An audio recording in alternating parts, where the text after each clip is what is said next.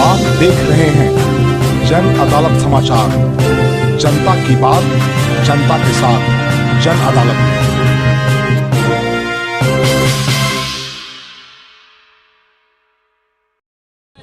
देखिए, पूरा गहमा गहमी है। अभी टेकारी के जो पीओ हैं, मनरेगा पदाधिकारी, वो आरोप लगाए थे प्रमुख के लड़के जो है मनीष कुमार, वो उनके ऊपर पिटाई का।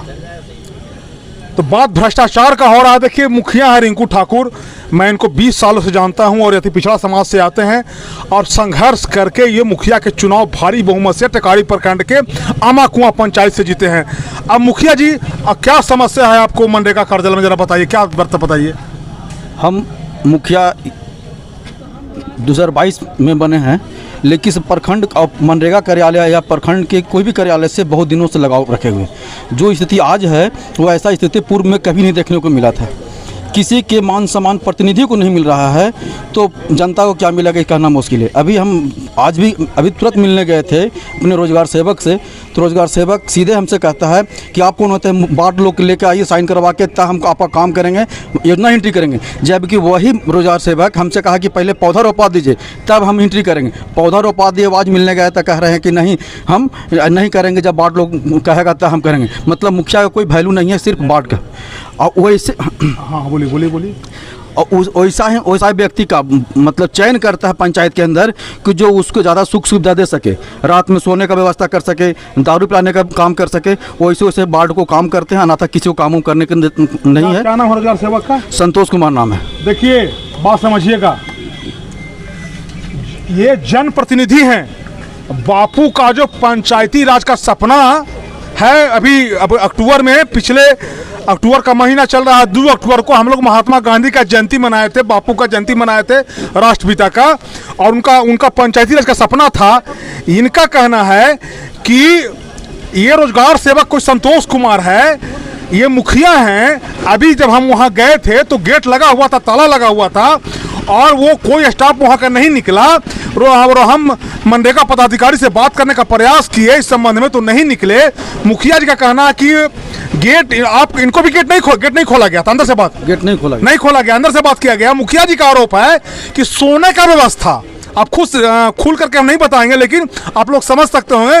बाबा शिवाजी का जन अदालत है, यहाँ साफ बात होता है, सोने का व्यवस्था। इनका मुखिया जी का कहना है कि जो बिचौलिया संतोष कुमार रोजगार सेवक को सोने का व्यवस्था करा देगा और खाने का पिलाने का व्यवस्था करा देगा, उसको पूरा उसको काम हो जाएगा। काम होगा, सब तरह दिया जाता है। हाँ। उसके प्रखंड भी आने की जरूरत नहीं होगा, सब काम हो जाएगा। अब चूंकि दबंग प्रवृत्ति तो है नहीं, मुखिया है, तो क्या आपको मैंने स्थानीय विधायक से या ये डीएम वगैरह से मांग की है, कुछ मांग की है? ऐसा कुछ अभी हम मांग नहीं किए। प्रोग्राम पदाधिकारी से उनका शिकायत 1-2 बार पहले भी कर चुके हैं, लेकिन कोई उनका सुधार नहीं हुआ। कोई सुधार नहीं हुआ है। तो आप सोचिए, तो आपको क्या लगता है, क्या कदम उठाइएगा आप?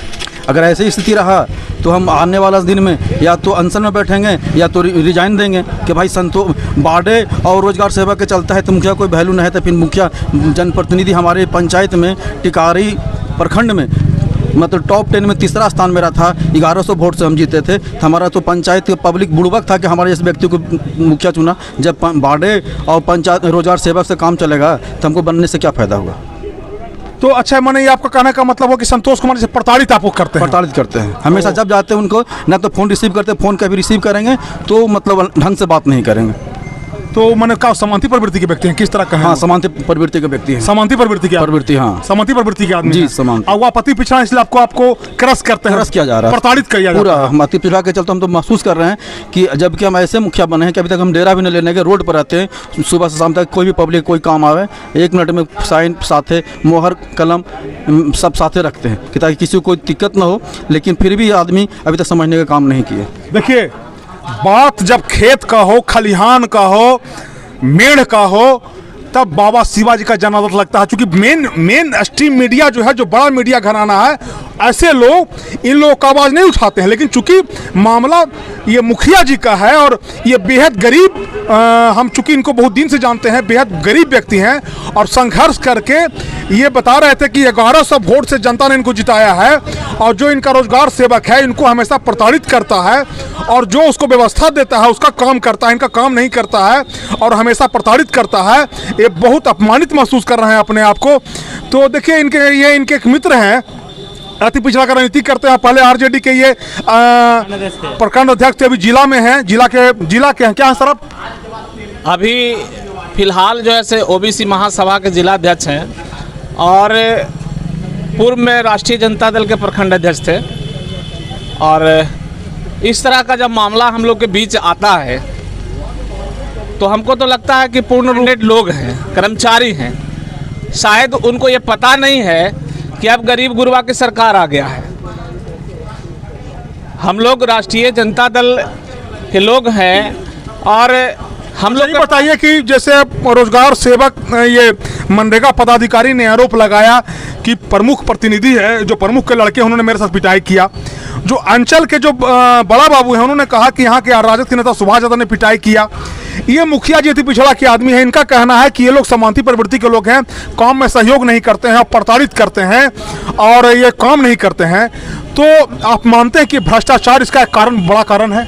देखिए, हम तो पहले भी जब माननीय विधायक अनिल कुमार शर्मा जी जब लगाए थे शिविर, उस शिविर में एसडीओ मैडम भी थी, सीओ साहब भी थे और काफ़ी मैंने कर्मचारी पदाधिकारी थे। उस साफ हम बोले थे कि टेकारी में भ्रष्टाचार चरम सीमा पर है। आप बिना पैसा के ईमानदारी से कोई भी बताए कि अंचलाधिकारी काम करते हैं, बिना पैसा के नहीं काम करते। आप देख लीजिए, बिजली विभाग में देख लीजिए, बिना घूस के कोई काम नहीं हो रहा है, लोग चक्कर काट रहा है।